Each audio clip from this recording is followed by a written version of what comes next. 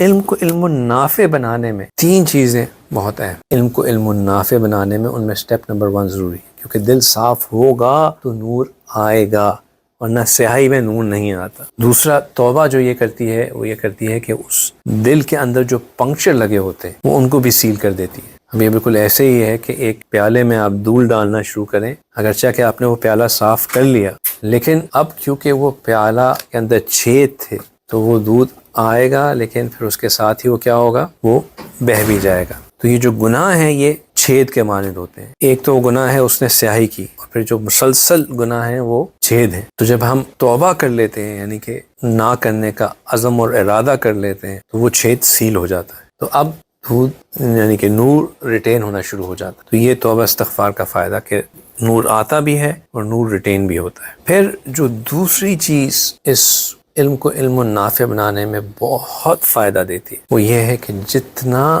ہم سنت کے قریب ہوں گے اتنا محفل علم میں، محفل یعنی کہ اس محفل میں جہاں ہم علم حاصل کر رہے ہوں، جتنا ہم سنت کے قریب ہوں گے اتنا ہمیں علم النافع ملنے کی توفیق ملے گی.